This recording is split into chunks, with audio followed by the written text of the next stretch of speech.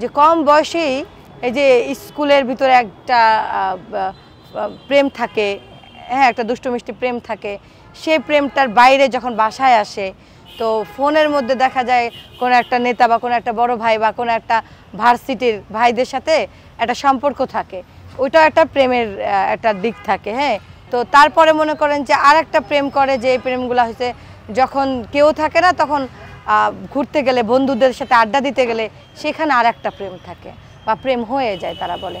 তো এই যে একসাথে 3-4টা করে ডাবল টাইমিং করাটা যে বা প্রেম করাটা যে, এটাকে আপনি কি কতটা এইভাবে নিতে পারেন, আপনি দেখেন আপনার জীবনে কতটা সুন্দর করে আনবে না খারাপ করে আনবে।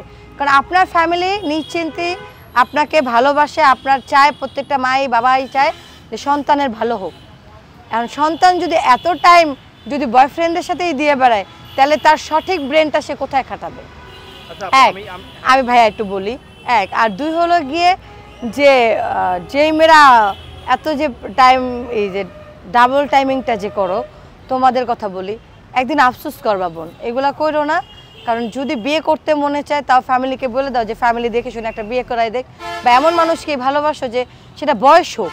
কারণ এই বয়সটাকে ধরে রাখতে পারলে সামনের দিক থেকে তুমি নিজে থেকে বিয়ে করতে চাইবা না, প্রেম করতে চাইবা না। কারণ আমাদের যে যখন 12 থেকে শুরু করে যখন 18 পর্যন্ত যায় এই সময়টা, বা 20 বছর সময়টা, এই সময়টা ধরে রাখা অনেক কষ্টের।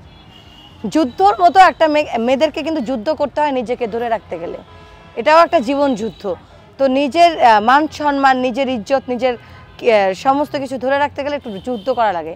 তো নিজেকে নিজের সাথে যুদ্ধ করো, আর এই ডাবল টাইমিং বাদ দিয়া নিজেকে ওইভাবে তৈরি করো যেভাবে আগামী দিনগুলোতে নিজের সন্তানকে বুঝাইতে পারবা বা বলতে পারবা, বা নিজের কাছে মনে হবে যে না, আমি সঠিক সময় একটা সঠিক কাজ করেছিলাম।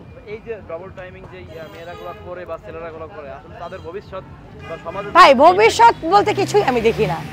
ভবিষ্যৎ হয় কি, সময় নষ্ট হয়। যেই সময়টা আপনি ভালো একটা কাজে মনোযোগ দিতেন, সেই মনোযোগটা আপনার চলে যাচ্ছে এরকমের। হয়তো এটা সময় ক্ষণিকের জন্য ভালো লাগে, মন চাইতেছে, মন যেটা চাইতেছে, মনে মুক্তি মিলতেছে না, আসলে এটা মুক্তি না, এটা বন্দি, এটা আপনাকে অন্ধকারের দিকে নিয়ে যাচ্ছে। তা আমি সব ছোট ছোট ভাই বোনদের কথাই, দুজনের কথাই বলি, ভাইদের কথাও বলি বা ছেলেদের কথাই বলতেছি, আপনারাও ভালো হয়ে যান। ভালো হয়ে যান বলতে এই জন্যই বললাম যে ওই সময়টা ওই যে মেয়েদের পিছনে না ঘুরে, ছেলেদের পিছনে না ঘুরে, ভবিষ্যতে সামনে কিছু করেন, দেখবেন এমনিই আপনার যে থাকার, সে আপনার যে আপনার কপালে রেখেছে আল্লাহ পাক যাকে, সে এমনি চলে আসবে।